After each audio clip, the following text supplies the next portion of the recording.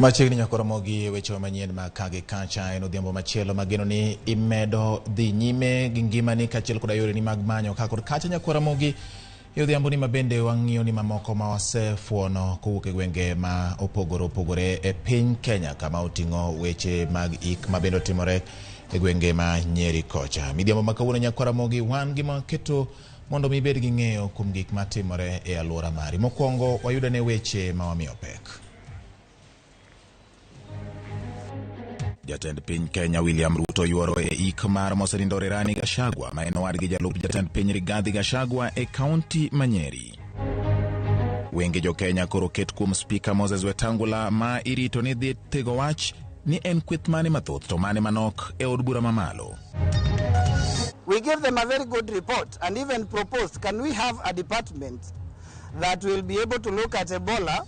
Now COVID-19 is here and we don't even seem to have learned from the lessons of COVID-19. Riwruok mar jochiw thieth e pacho ka dwaro ni piny owacho ket maino e geng'o landruok mar tuo mar Ebola e counties mani machiegni gi kuonde ma tuono osefwenyore.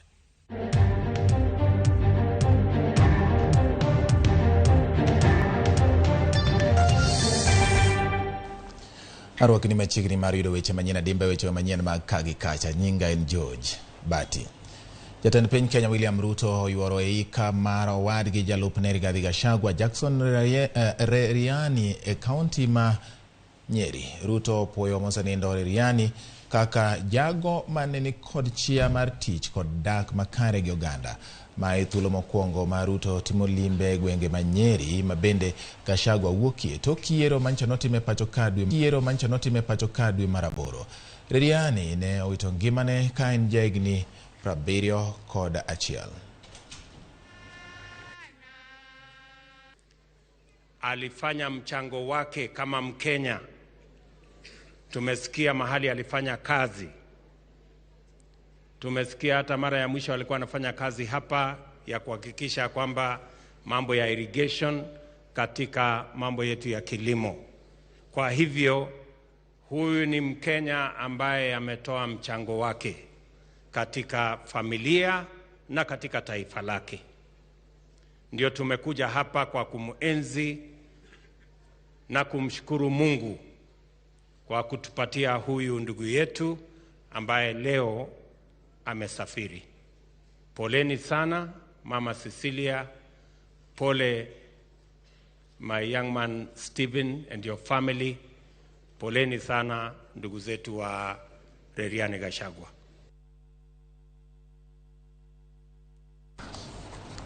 Wadhi nyime nyako Ramogi koro wang'iyo mago motenore gi weche mag tayo chenro mag piny owacho. Colonel Fabian Lengusuranga ema koro dhi bedo jalweny ma nigi ting' mar bedo jating' dai mar jatend piny Kenya William Ruto, lemo ma ong'ere kaka AD Camp.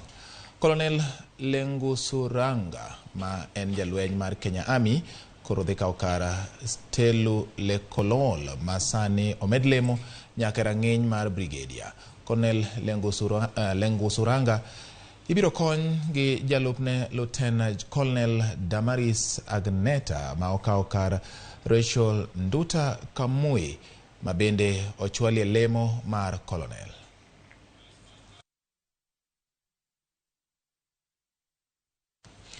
Speaker mar od bura mamalo Moses Wetangula gi thuolo ni dhi nyime gi twak kata chiwo twak mar od bura kachiel kuom weche manie nyime en yango ni to kweth mane kind Azimio la Umoja One Kenya kod Kenya Kwanza muinjore oyang kaka kweth mathoth e od bura mamalo mar piny Kenya. Mawinjore ni weche chalo nade nyako Ramogi e od bura mamalo gi thuolo ni. We never consulted each other as we passed that law, Honorable Speaker. And it is sad. And I pray, Honorable Speaker, that this 13th Assembly will not take the route and will never take the route that the 12th Assembly took. We must be a house that consults.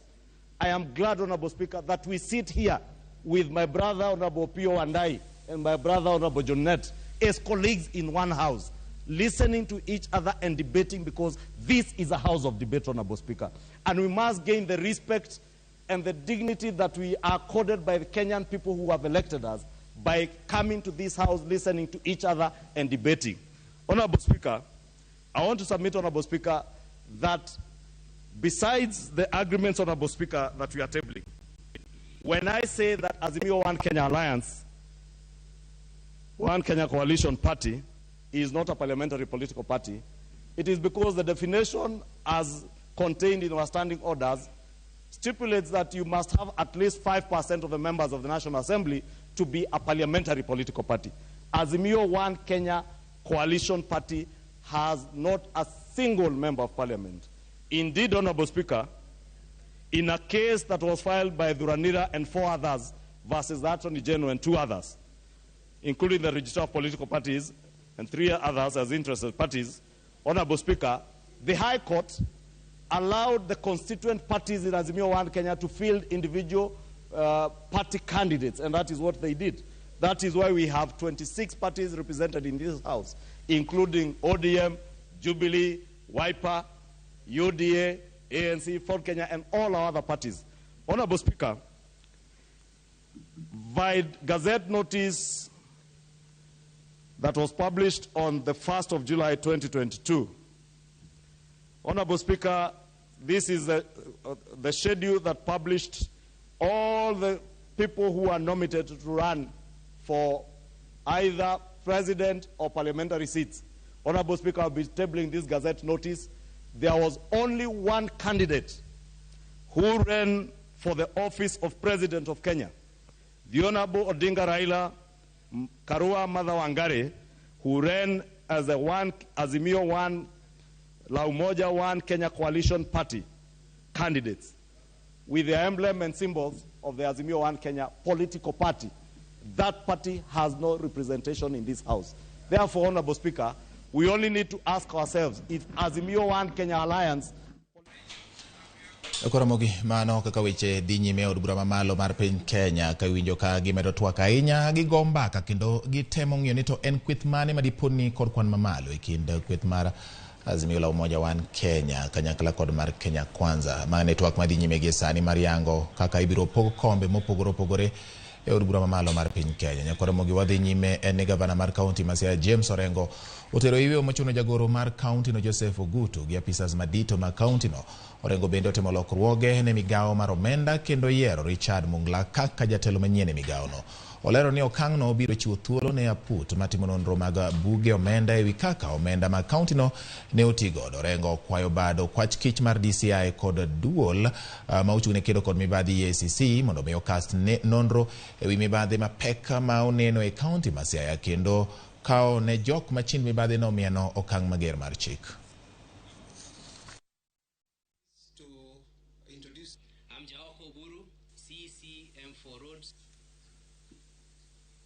We have also made changes in the county committee, executive committee as follows with immediate effect. A,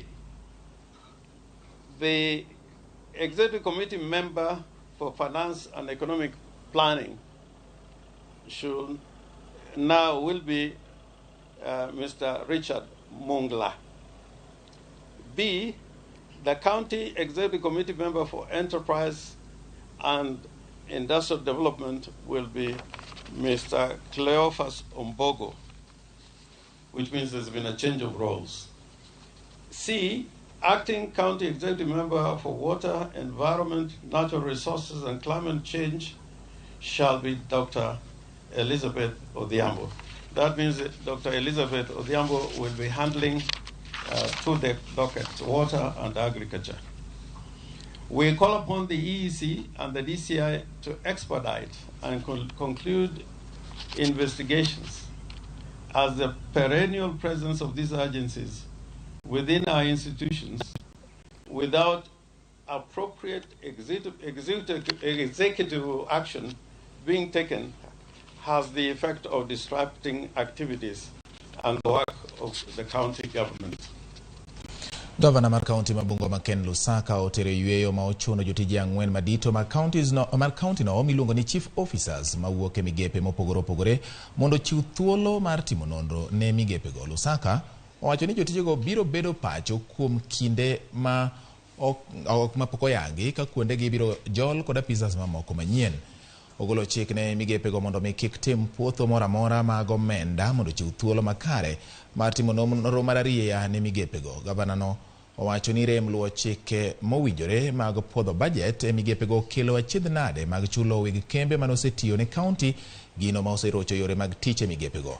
Apisaza ma oter pachogo oting'o Patrick Waldili mar thieth, Rose Murunga mar somo, Maurice Marango mar yore kod Abidan Kapchanga mar migao mar jotij piny owacho. Bills and commitments. 3. Unremitted statutory deductions. 4. Unclear gratuity and pension. And 5. High and reconciled scholarship program. To operationalize this, I further direct that the following chief officers proceed on compulsory leave with immediate effect to pave way for proper investigations to be conducted. Patrick Wandili, Chief Officer, Physical and Urban Planning and Acting in Health and Sanitation. 2. Maurice Marango, Chief Officer, Energy and Acting in Roads and Public Works. 3. Rose Murunga, Chief Officer, Vocational Training and Acting in Education. And 4. Abidan Kapchanga, Chief Officer, Industrialization and Acting in Public Service Management, Public Management and Administration. Jokanyo mag migao mar thieth kotelnegi kod riwruok ma ok mar piny owacho mar Amref okoni biro mar tuo mar coronavirus ne orocho chenro mag kedo kod tuoche mag malaria, ayaki kod kahera. Gikoni jochiw thieth e counties ma pacho ka nyaka sani koro pod ni kod ting' mapek e timo lalruok ahinya to kod jogo man kod tuo mar ayaki kod kahera ma ne giyango e kinde golo lipot ma gisebedo ka gitimo nyaka ne corona donj e pacho kae. HIV testing and counseling was generally declining before the pandemic and continued to decline with a slight drop during the pandemic and after the introduction of COVID-19 vaccines. And you look at the trends of HIV cases put on treatment, it was also just declining before the pandemic, but appeared to increase after the introduction of COVID-19, but we don't have a big slope of that increase. The composition of the COVID-19 response committees, 81% of them were made of men, right? And within that 81%, we are finding that 0 are headed by the national, by women. Now, if we are talking about equity, then it is important for us to really have better representation in these responses. These strategic reports are a foundation towards strengthening health security during and the post-pandemic period. Riwruok mar jochiw thieth e pacho ka KUCO kwayo piny owacho mamalo mondo mi oket maino e counties 21 moriwo county ma Kisumu, Busia gi Siaya ma gin county manyalo gamo tuo mar Ebola e yo mayot. Jakom mar riwruogno Peterson Wachira olero ni nitie nok mar jotich e sekta mar thieth ka oseyo piny owacho kuom keto tenge pach jokanyo mag riwruok mar lakteche mar neno ni okang'o kawo manimba mar kedo gi tuoche malandore mapiyo. Peterson dwaro ni piny owacho mamalo ndik jotich moko kendo chiw puonj ne jopiny e wi tuo mar Ebola ka gi e sani piny libamba ma Uganda ji 38 osegamo e tuono ka moko 7 osewito ngimagi. From West Africa, we gave them a very good report and even proposed, can we have a department that will be able to look at Ebola or the infectious diseases in terms of capacity building and responding, a rapid response team that trains health workers and will be able to respond and help them respond. That was not put in place until COVID-19.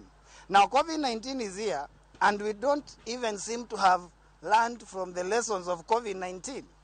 We have not been able to learn and try and curb the shortage of health workers that we saw really affected us through after COVID-19. Our borders are still very porous, and there is no check system that has been put in place. So that's to mean there is no clear surveillance which is there. Yes, we want to applaud the government that already there have been around 20 cases that were suspected to be Ebola and have been tested through chemically and were found negative. That is better. But we want to say categorically, if any case were to turn positive, the issues and the strategies that need to be put in place are not very clear.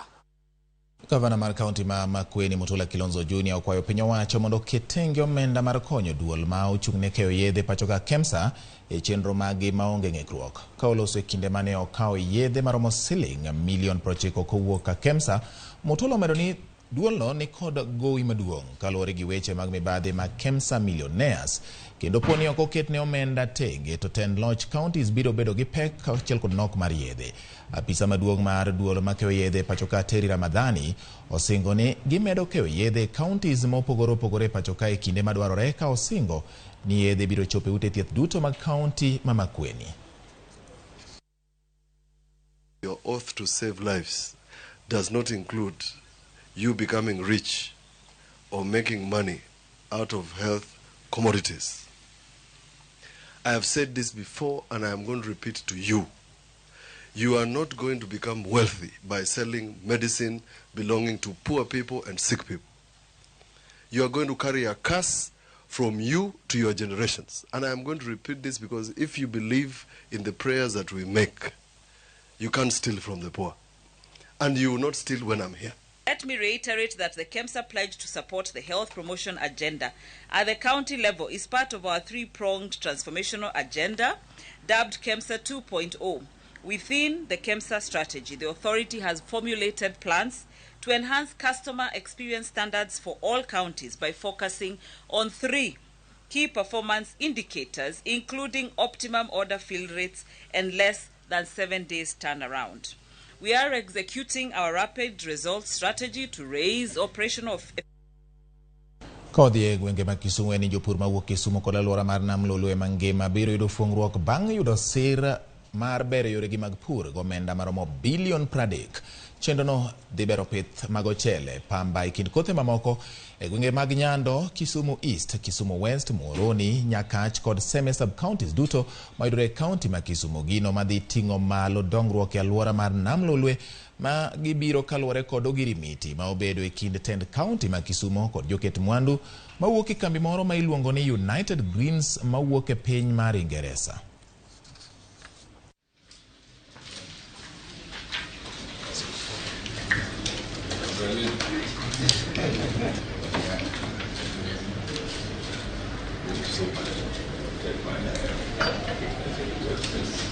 I'm really looking forward, and I'm very optimistic that now that we have achieved this great milestone, we can also move ahead quickly with the actual realization of the project.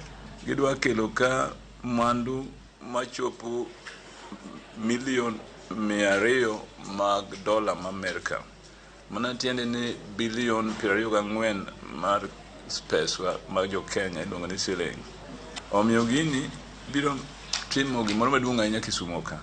Maneno ni yore mag pur gi mag pitho, kwa pidho michele, kwa pidho pamba, kendo kwa pidho gik moko mang'eny minyalo pidho e Lake Region Economic Baukaeri. To yore mag pur ibiro time gwenge mag Nyando, Kisumu East, Muhoroni, Nyakach, Kisumu West gi Seme sub-counties.